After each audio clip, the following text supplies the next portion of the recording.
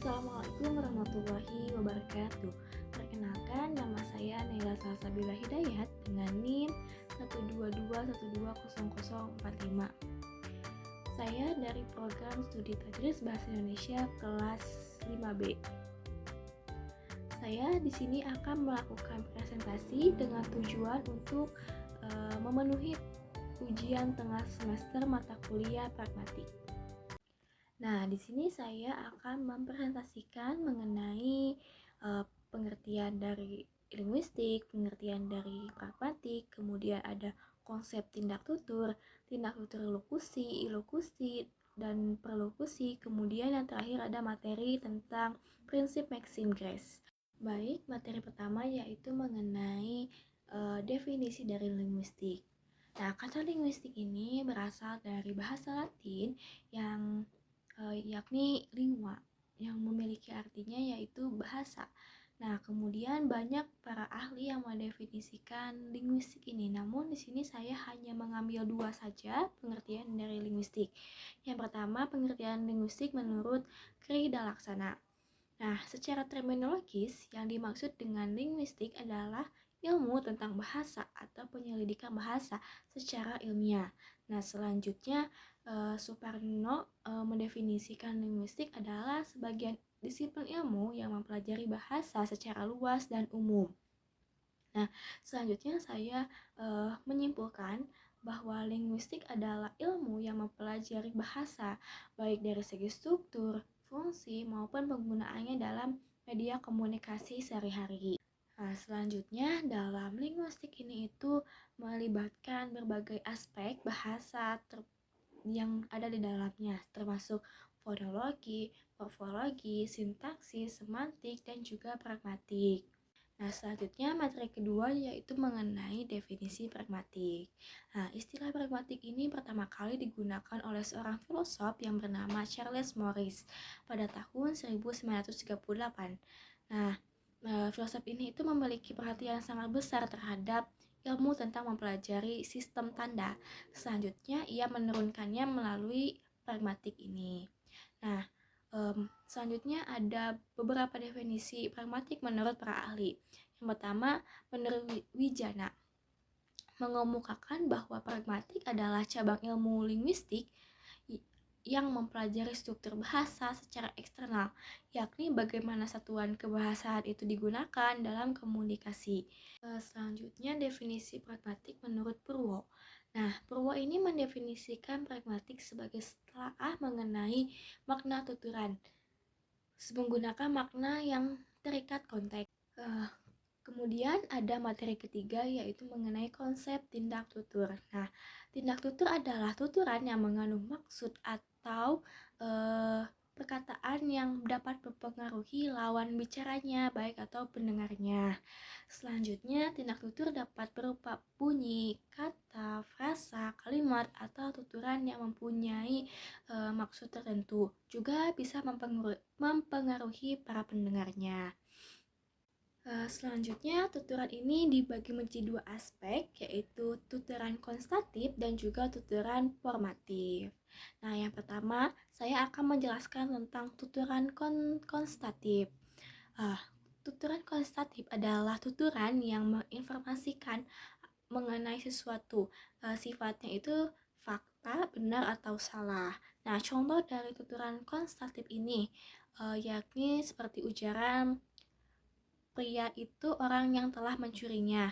Nah, seseorang yang mengatakan atau melakukan hal tersebut memiliki konsekuensi bahwa ucapannya itu benar atau salah, karena dia seakan-akan telah menuduh atau menginformasikan seseorang bahwa yang menjadi pria di situ itu merupakan sosok pencuri, seperti itu. Nah, yang kedua ada tuturan aspek formatif. Tuturan formatif ini adalah tuturan yang memperlihatkan bahwa sesuatu perbuatan telah diselesaikan. Nah, bukan hanya sekedar ucapan, tetapi melalui tindakan atau perbuatan seperti itu. Nah, pada formatif ini itu mengungkapkan berarti dia telah menyelesaikannya pada saat itu juga. Contoh dalam ujaran seperti, nah, saya minta maaf atas semua kesalahan yang telah saya perbuat. Nah, pembicara itu mengujarkan sekaligus melakukan tindakan, yakni dengan menyodorkan tangannya untuk bersalaman atau berjabat tangan, dengan artian dia mengakui kesalahan dan juga dengan dengan perbuatan menyodorkan tangan meminta maaf seperti itu. Lanjut ke materi yang keempat, yaitu mengenai lokusi, ilokusi, dan perlokusi. Nah, yang pertama ada lokusi. Nah, tindak tutur lokusi merupakan tindak yang menyatakan sesuatu atau menciptakan rangkaian bunyi yang bermakna. Nah, lokusi ini itu mempunyai fungsi untuk menginformasikan sesuatu, baik itu menaruh perhatian terhadap pendengarnya, juga menanyakan sesuatu terhadap pendengarnya atau mitra tuturnya. Nah, contoh dari lokusi ini itu seperti penutur 1. Di mana ya handphone saya? Nah, ucapan yang dikatakan oleh penutur 1 ini itu lokusinya itu sedang menanyakan keberadaan handphone penutur tersebut. Selanjutnya tindak tutur ilokusi. Nah, ilokusi ini merupakan tindakan yang menyatakan sesuatu yang memiliki maksud tertentu. Nah, tindakan ilokusi ini itu menyimpan makna tersirat yang diinginkan pembicara terhadap pendengar atau lawan tuturnya. Nah, ilokusi ini itu memiliki sifat menaruh harapan dan menyatakan ketersediaannya. Nah, contohnya itu seperti penutur 1 mengatakan, "Duh, pulpen saya jatuh." Nah, ilokusi dari ucapan tersebut adalah mengharapkan seseorang untuk mengambilkan pulpen yang jatuh itu. Itu merupakan ilokusinya. Yang ketiga yaitu mengenai tindak tutur perlokusi. Nah, perlokusi ini itu merupakan tuturan yang diucapkan oleh seseorang yang seringkali mempunyai daya atau efek atau pengaruh bagi para pendengarnya. Nah, perlokusi ini bisa ada atau bisa tidak. Nah, contoh dari perlokusi ini itu yang mempengaruhinya ya, seperti penutur A mengatakan, "Kamu harus berhati-hati mencari teman." Kemudian penutur B menjawab, "Iya, saya harus selektif dengan mencari teman."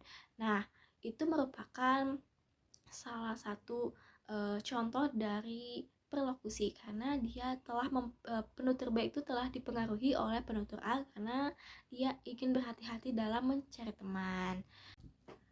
Nah, selanjutnya kita masuk ke materi kelima, yaitu materi terakhir mengenai prinsip Maxim Grace. Nah, prinsip Maxim Grace adalah konsep dasar dalam pragmatik yang menyatakan bahwa orang-orang dalam percakapan berusaha untuk bekerja sama satu sama lain, dengan artian mampu memahami percakapan antara penutur dengan mitra tuturnya agar bisa saling satu perpaduan. Seperti itu. Baik, selanjutnya dalam prinsip Maxim Grace ini terdapat 4 maxim, yaitu pertama maxim kuantitas, maxim kualitas, maxim relevan, dan juga maxim tata krama atau maxim manner. Nah, yang pertama di sini saya akan menjelaskan terlebih dahulu mengenai maxim kuantitas. Nah, maxim kuantitas ini merupakan tuturan yang berisikan informasi yang sebanyak yang dibutuhkan dan tidak lebih, dengan artian bahwa maxim kuantitas ini itu hanya menjawab atau mengatakan tuturan yang dibutuhkannya saja, tidak perlu panjang, singkat saja, dan cukup poin pentingnya saja. Nah, contoh dari maxim kuantitas ini seperti ketika ada seseorang yang bertanya, misalnya penutur A menanyakan, "Mau pergi kemana kamu?" Kemudian penutur B menjawab atau menanggapinya dengan, "Saya mau pergi ke kampus," atau "Saya mau ke kampus." Nah, itu merupakan maxim dari kuantitas karena dia hanya penutur B itu hanya menjawab singkat dan juga poin atau informasi yang dibutuhkannya saja, tidak perlu panjang lebar. Nah, yang kedua ada maksim kualitas.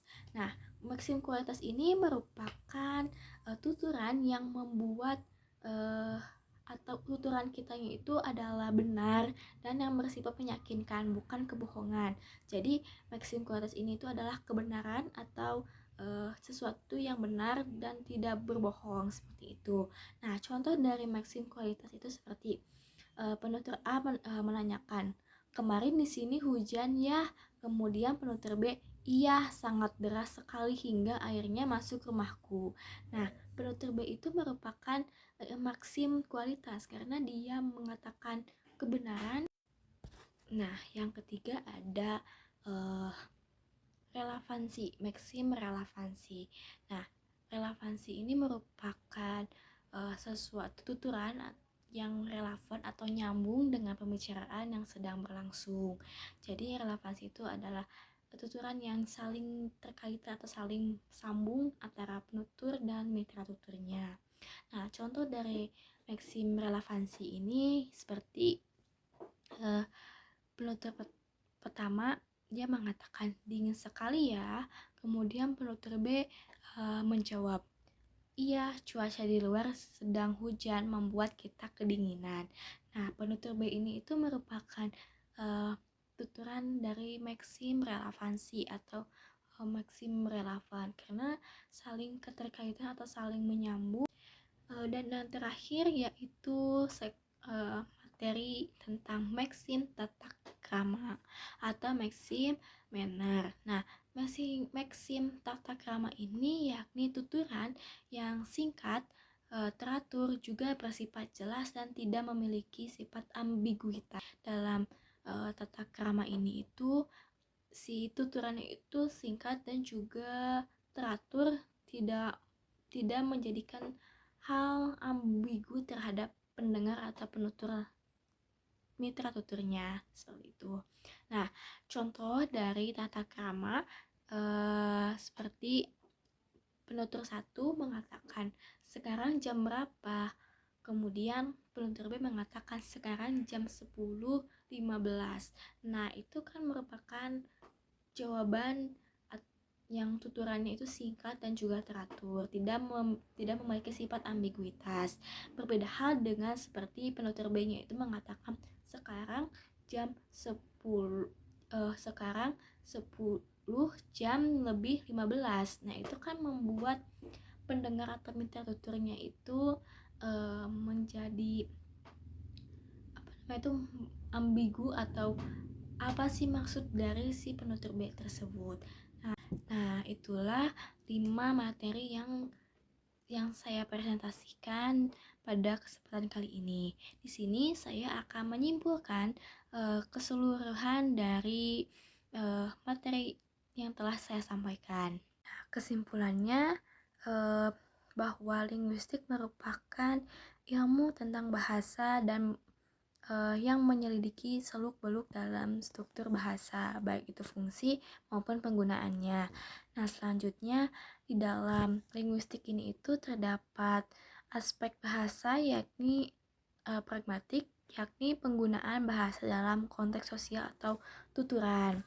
Nah, di dalam pragmatik ini juga terdapat aspek-aspek seperti konsep tindak tutur, kemudian adanya di dalam tuturan konstatif, formatif, dan juga ada tindak tutur lokusi, ilokusi, dan perlokusi, dan serta adanya prinsip maxim grace yakni kuantitas, kualitas, kemudian ada relevan dan juga tata krama.